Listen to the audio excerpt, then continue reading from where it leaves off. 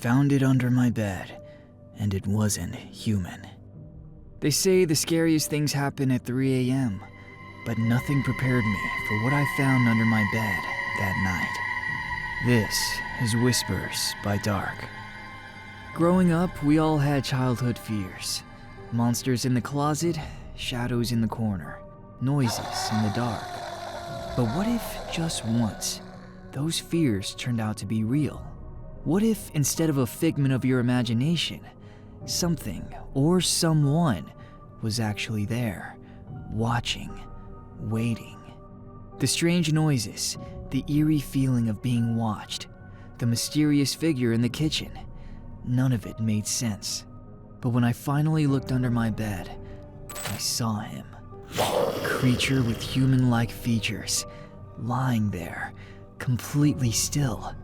I ran, I screamed, but when my parents checked, he was gone. And that's the part that haunts me to this day. How long had he been there?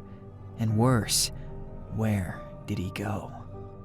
As we grow older and move out of our childhood homes, the memories of the places we grew up in never really leave us. Some are comforting, like the scent of our mother's cooking, or the familiar creak of a wooden floorboard. But others send shivers down our spine, no matter how much time passes. This is one of those memories. The peak of summer was the heat that made the air feel thick and heavy.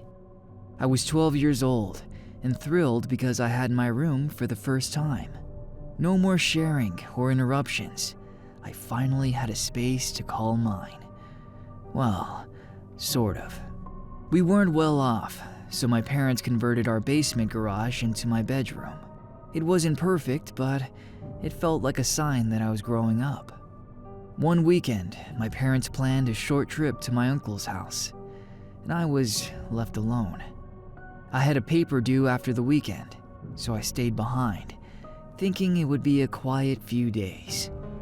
But that Friday night, as I lay in bed with the standing fan buzzing beside me, something felt off.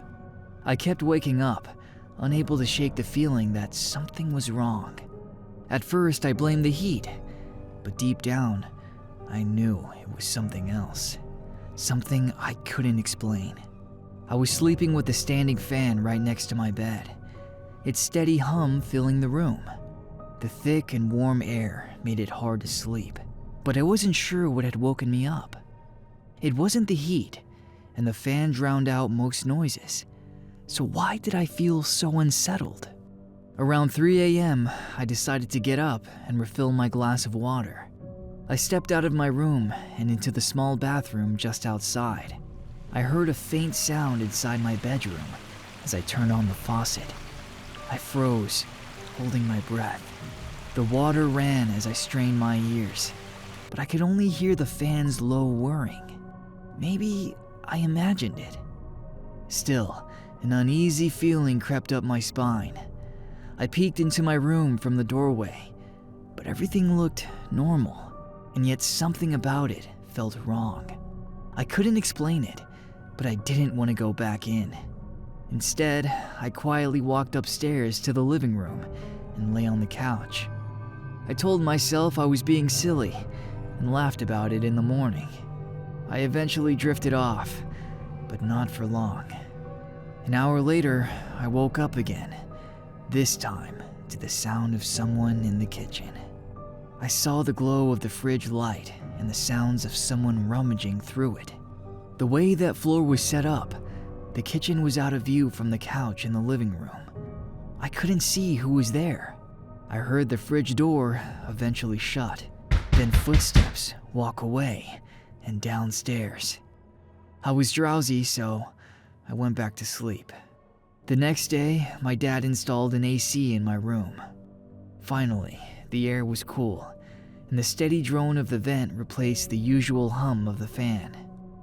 The room felt different, quieter, more still, but that didn't ease my nerves. I wasn't sure why, but I couldn't shake the feeling from the night before. That night, I went to bed at my usual time, trying to convince myself everything was fine. But just like before, I woke up. I wasn't sure what had disturbed me this time. At first, all I could hear was the sound of the vent blowing cool air. Then, it stopped. Silence filled the room. And then, I heard it. A slow, steady breathing. I sat up, my heart hammering in my chest. I glanced around, but nothing seemed out of place. My closet door was shut, and there was nowhere else in my tiny basement room for someone to hide. Still clinging to childlike innocence, part of me thought maybe my younger sister had snuck in as a prank. I took a deep breath and leaned over the side of my bed. The only place left to check was underneath. I hesitated before lifting the small cloth that dangled from the bottom of the bed frame. My stomach dropped. There, lying on a pile of filthy blankets, was something. It was human-like, but not quite. Its face was turned towards me, its eyes closed, as if it had been sleeping there this whole time. I couldn't move. My breath hitched, and then its chest rose.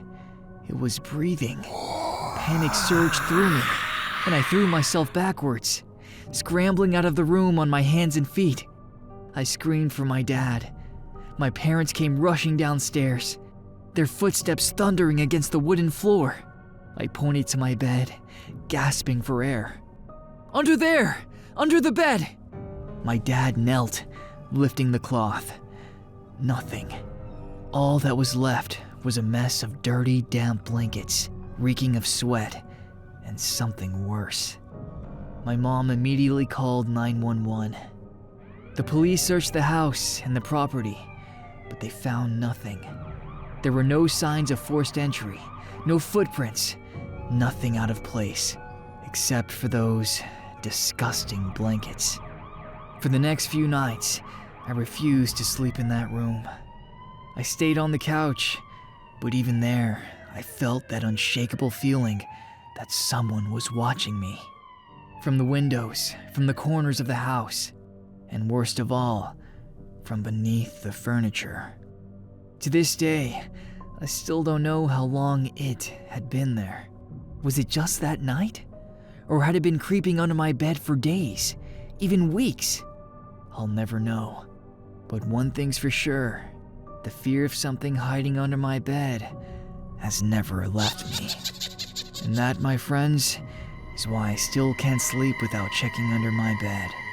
Was it just a homeless person seeking shelter? Or something far more disturbing? What would you have done if you were to find something under your bed? Let us know in the comments. And if you enjoyed this video, subscribe for more creepy, real-life encounters and crime stories. Stay safe out there, folks, and we'll see you in the next one.